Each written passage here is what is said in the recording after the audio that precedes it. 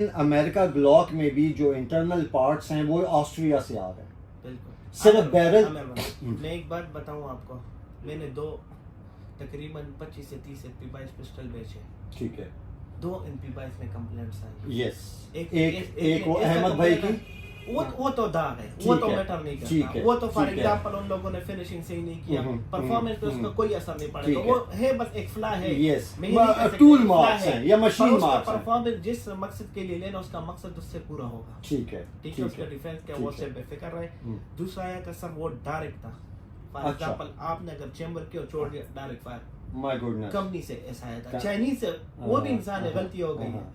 पर वो जब आया तो उसको मैंने कहा वापस ले आओ। वो मेरे पास अभी भी दर्द पड़ी थी। फिर यहाँ मैंने मैकेनिक को बुलाया कि मसला क्या है, अगर कोई पार्ट चेंज करना है तो ना चेंज करो, फिर रहने दो। ठीक है, एक पर इतना कमा रहे, एक रहने दो, इधर अपना रख लेंगे। सही है। ठीक है। तो फिर उसने मुझे बताया कि जिस कारीगर ने मतलब उधर जिस फिटिंग कर रहा था ना, उसका ये एक छोटा सा जो उसको उसको नीचे लगा है। ओके। उसने मेरे सामने ऊपर किया, बात खत्म।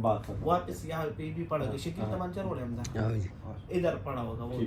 तो ये छोटे छोटे कंप्लेंट इम्पोर्टेंट में भी आते हैं, सिक भी पड़ जाता है, वो भी पड़ जाता है। हम अक्सर बात करते रहते हैं कि ब्राजील का पिस्टल जो है पट्टा है। तो पटना के G3 वो G3C और G3 का वो जो है वो 115 ग्रेड में चलाओ, सॉफ्ट बुलेट चलाओ, पटा तो मैं रिस्पॉन्सिबल। बिल्कुल इस तरह। अगर नहीं आप कहीं से भी बुलेट लेके पता नहीं अंदर क्या डाल के बाहर पता नहीं क्या लिख कर आपको दे दे और वो पड़ जाए तो उससे तो ग्लॉक भी पड़ जाए। वो हम एक पॉडकास्ट में बात कर चुके हैं जी, वो इस तरह छान के उसके अंदर वो बारूद डालते हैं और हाथ के साथ फिर उसको वो करते हैं।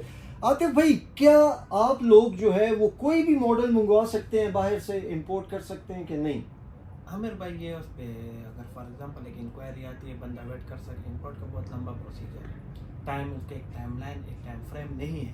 अच्छा, सिर्फ इंपोर्टर कर सकते हैं, आप तो नहीं कर सकते हैं ना? हम कर सकते हैं, डेफिनेटली कर सकते हैं। आप कर सकते हैं, यूएस से कर सकते हैं। अच्छा, ड्यूटी का क्या आप मुझे समझाएं। ये एक प्रोडक्ट है, ये अमेरिका में लगी हुई है, मिसाल हम दे रहे हैं $300। यहाँ पे ये अगर मैं उसको कन्वर्ट करता हूँ सारी, तो ये यहाँ पे मिलती है $2000 में। ये $1700 का ये फर्क जो है ये क्यों आ रहा है? सर एक तो ये है कि जो बंदे ब्लॉक है वो कम पिस्टल आपको देती नहीं है।